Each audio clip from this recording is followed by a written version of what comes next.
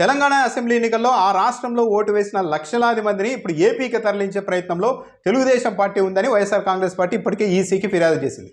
దాదాపు హైదరాబాద్లో ప్రత్యేకంగా డ్రైవ్లు నిర్వహిస్తూ క్యాంపులు నిర్వహిస్తూ తెలుగుదేశం పార్టీకి అనుకూలమైన వ్యక్తుల ఓటర్లను ఇప్పుడు ఏపీలోకి చేర్చేందుకు తెలుగుదేశం పార్టీ డ్రైవ్లు నిర్వహిస్తోందని కూడా వైసీపీ ఆరోపిస్తుంది.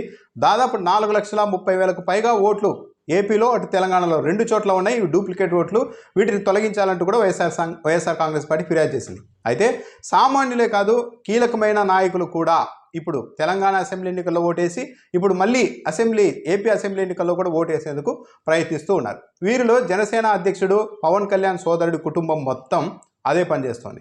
నాగబాబు మొన్నటి ఎలక్షన్లలో తెలంగాణలో ఖైరతాబాద్ నియోజకవర్గంలో పోలింగ్ బూత్ నెంబర్ 168లో ఆయన సతీమణి పద్మజ, కుమారుడు వరుణ్ తేజ్, ఈ ముగ్గురు కూడా ఖైరతాబాద్ నియోజకవర్గంలో 168వ పోలింగ్ బూత్లో ఓటు హక్కుని వినియోగించుకున్నారు.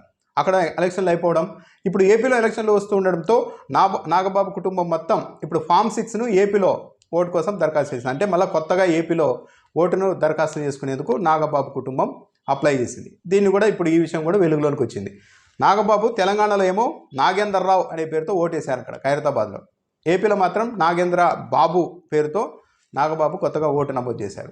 కుటుంబం మొత్తం ఇప్పుడు మంగళగిరి నియోజకవర్గంలోని వడ్డేశ్వరం గ్రామంలో ఈ ఓటును కొత్తగా రిజిస్టర్ చేసుకునేందుకు దరఖాస్తు చేసుకున్నారు. సో ఇది ఒక విధంగా అఫీషియల్ రిగ్గింగ్ అనే చెప్పాలి.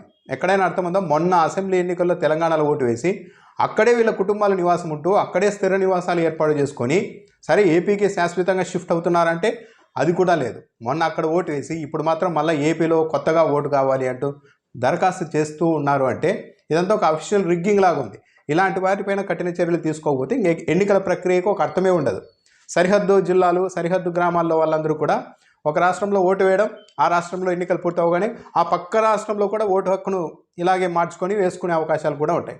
కాబట్టి నాగబాబు ఎందుకు చేశారు, ఎందుకన్న దానిపైన కూడా వివరణ ఇవ్వాల్సిన అవసరం అయితే ఉంది. ఎందుకంటే జనసేనలో ఆయన కూడా ఒక బాధ్యతాయుతమైన పదవుల్లో ఉన్నారు.